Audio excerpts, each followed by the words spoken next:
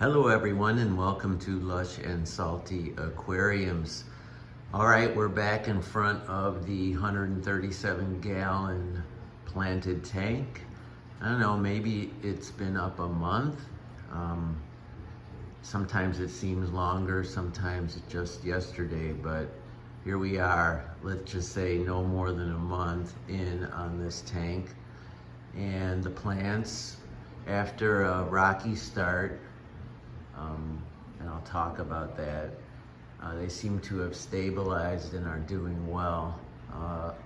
I say rocky start because this has just been a lot trickier a tank for me to dial in than my smaller aquariums for obvious reasons.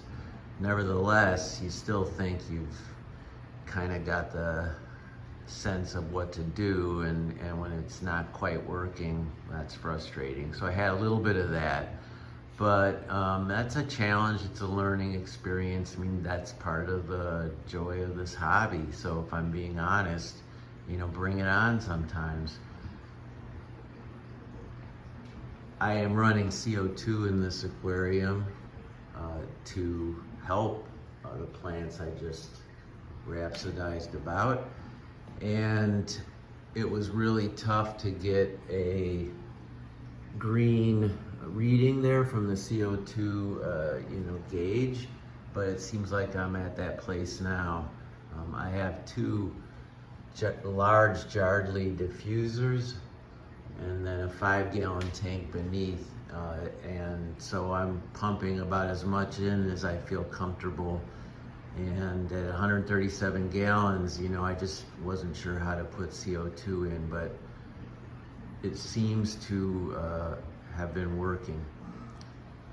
So let's talk about the fish, because I've got some more.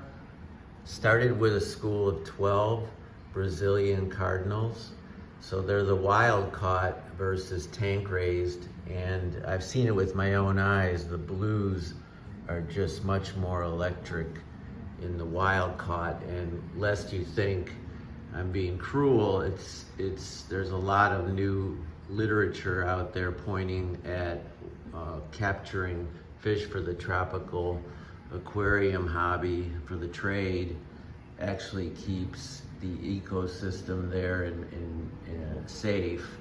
Otherwise, these fish would be lost to commercial development and all the rest, but catching the wild fish creates an economy that is not easy to ignore, and so it actually helps in conservation efforts.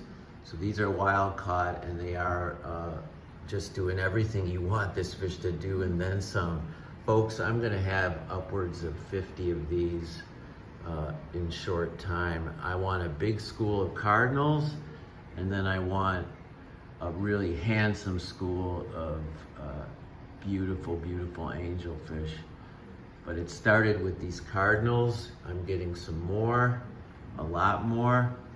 And I do have 5 baby smoky, maybe Pinoy, maybe another variation, genus of the angelfish.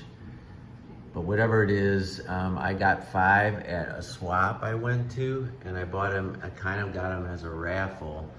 And so I bought a raffle ticket and I won these fish, and I'm very happy, even though a couple of them just are inferior. You can see that one's got kind of cockamamie fin structure. So, you get what you pay for, and when you don't pay, there you go. So I'm gonna raise those up and give them their best life and add to that school. And I'm gonna have cardinal tetras and angelfish, and then I'll end the video on the last species. It's on the bottom. I got 24 Adolphus Cory or Adolphoi Cory cats, and there's a group of them there. These are juveniles, so they're still pretty small.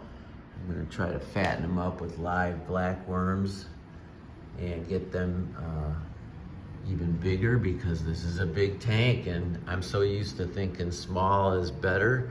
but heck, let's go big, right? That's what this one's all about. So 24 Coreodora Adolphoi at 2 inches and change, grouping across to and from on this aquarium, outstanding. 50 or more of these glorious cardinal tetras as an ever-changing sort of wallpaper for a group of super duper handsome angelfish, maybe even one of these two, should they grow up to be what I had envisioned. But actually these specimens look pretty sweet, right? So that's an update, folks. There's a lot more I can talk about, but those are new fish, and I wanted to kind of keep this one in real time because it's as much a learning experience for me as it is for any of you. So I, as always, am grateful for your support, and thank you for watching. Ciao for now.